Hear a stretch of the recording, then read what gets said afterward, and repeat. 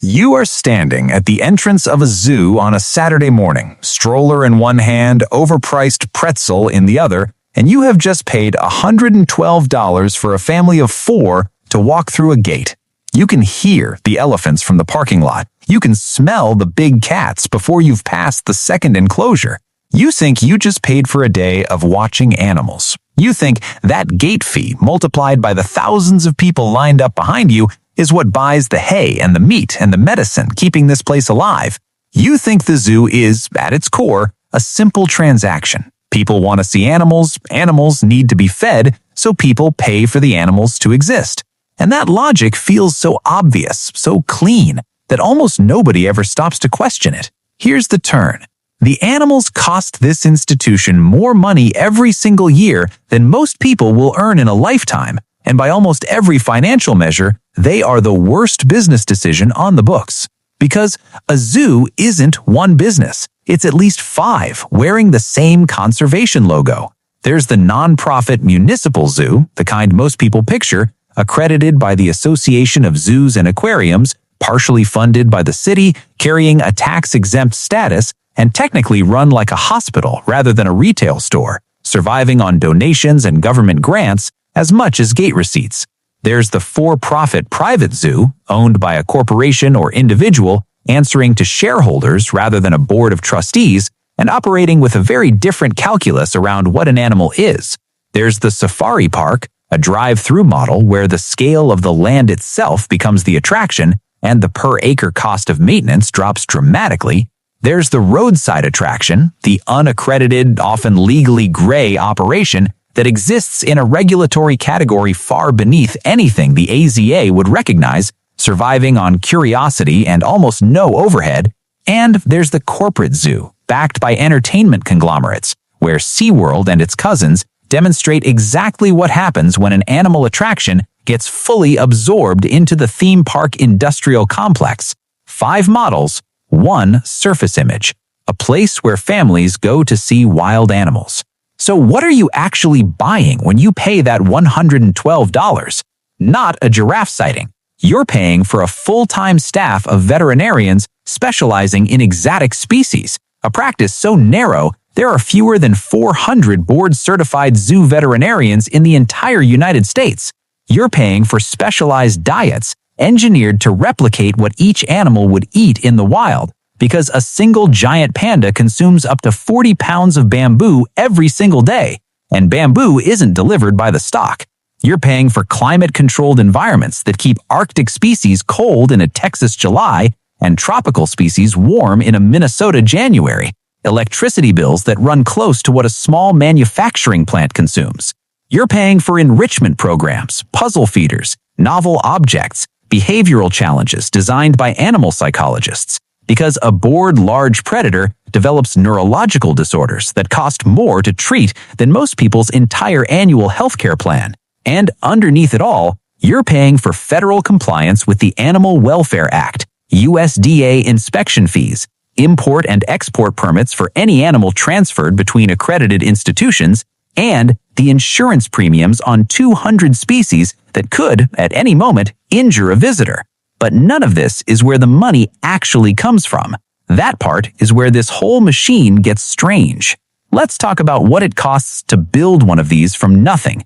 A single elephant enclosure, engineered to modern AZA standards with adequate space, social housing, temperature management, and pool access, can run $20 to $30 million in construction alone.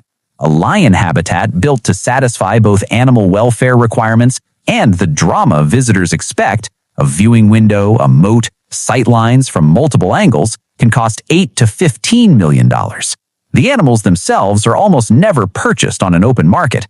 They're transferred between accredited institutions through a loan and breeding program called the Species Survival Plan, which means the acquisition cost is paperwork, transport, and quarantine, running anywhere from $20,000 to $200,000 per transfer, depending on the species.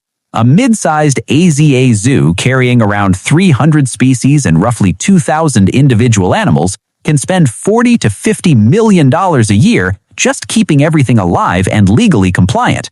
That $112 ticket you paid at the gate it doesn't survive a single round of budgeting. So follow this upstream, past the gate, past the gift shop, past the vet hospital, all the way to who is actually funding this operation. The most important truth about the modern American zoo is that most significant ones are nonprofits, and nonprofits have a financial architecture that looks almost nothing like a business. Above the gate receipts sits a donor base, wealthy individuals, family foundations, conservation endowments, and corporate sponsors who pay anywhere from $50,000 to several $1,000,000 per year to have their logo on a habitat, their name on a building, their employees celebrated at a private after-hours event. Above all of that sits municipal government, because cities often see a major zoo as essential civic infrastructure and contribute direct operating subsidies, or at minimum hold the land lease at $1 per year. And above all of that sits the endowment, a pool of invested capital, sometimes running into the hundreds of millions at large institutions whose annual return gets spent before a single ticket is ever scanned. The gate is the face of the business. The face is not the business. Here's the reveal. The product isn't the animals. The product is the membership card. A family membership at the average AZA zoo runs somewhere between $140 and $200 per year. 2 visits with a family of 4 and it is already paid for itself against walk-up admission. That math is obvious to every member who buys one, and it is also perfectly understood by every zoo director who prices them. Here's what the director knows that the member doesn't. The average zoo membership family visits 1.3 times per year. Not 4, not 6, 1.3. They buy the membership in January, feeling virtuous about conservation, visit once in spring, intend to return all summer, and never quite make it before the card auto-renews in December. Meanwhile, the zoo already collected $200 back in January. It's the exact same dynamic that makes gym memberships the most profitable product in the fitness industry. Not the members who use the facility, but the vast majority who pay for the identity of being someone who would. Call it the virtue trap. The exact moment a customer buys a membership not to attend, but to feel like a kind of person who attends. Multiply 1.3 visits across 85,000 member households, and the zoo has locked in $12 to $13 million of predictable, recurring annual revenue from people it will barely see again until spring. That is the math. But there's a second revenue stream hiding inside the zoo after dark that almost nobody thinks about. The animals you paid to visit during the day are being rented out as ambiance after you leave. A private corporate dinner for 200 guests inside the Elephant Pavilion can run $20,000 to $50,000 for a single evening.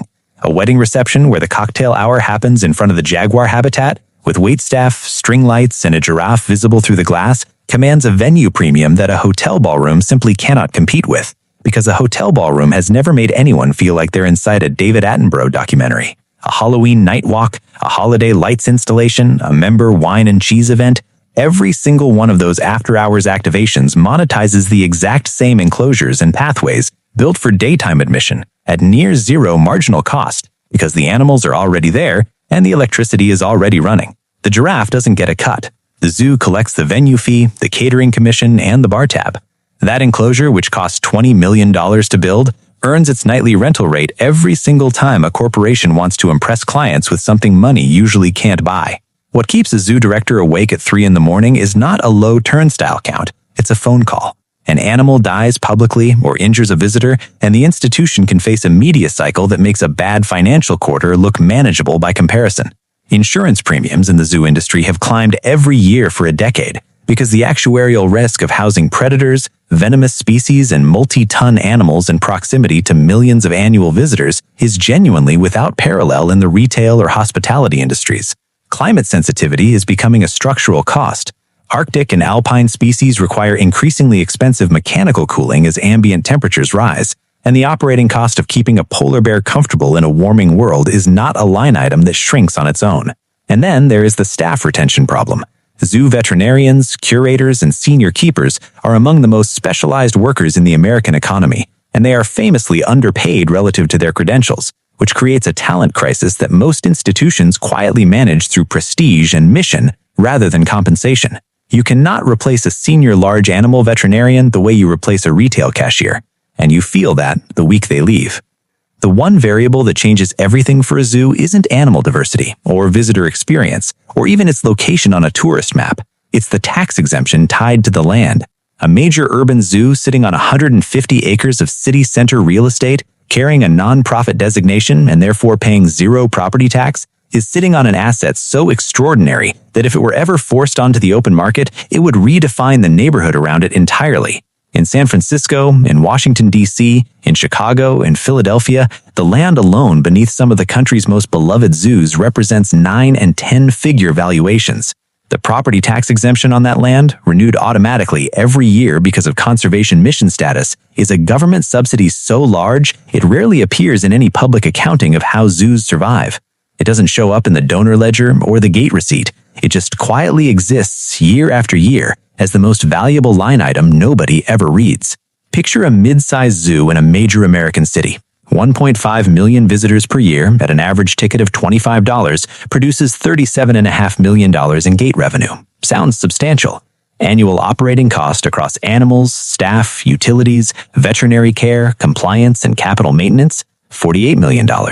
The gate is already $11 million short, and the zoo hasn't bought a single cup of coffee for a keeper yet. Now, add 85,000 memberships at $160 each, $13.6 million. Corporate sponsorships across 15 named habitats, $6 million. City operating subsidy, $4 million. Federal and foundation conservation grants, $3 million. After-hours events, 40 nights a year at an average of $25,000 each, $1 million. Gift shop and food and beverage, the single highest margin operation on the entire campus, $9 million. The math now works, barely in a good year, with every program running at full capacity, no major animal health crisis, and no catastrophic July thunderstorm closing the gates for a weekend. Remove one of those pillars, and it doesn't. Every $6 cup of coffee from the Safari Cafe, every $30 stuffed giraffe, every overpriced kids meal near the Penguin exhibit is not a souvenir. It is structural revenue holding the entire institution upright. You didn't pay to see the animals. You paid to be part of the financial scaffolding that makes it legal, possible, and barely solvent to keep them here at all. The zoo figured out something that took most industries decades to learn. The product people think they're buying is almost never the product keeping the lights on.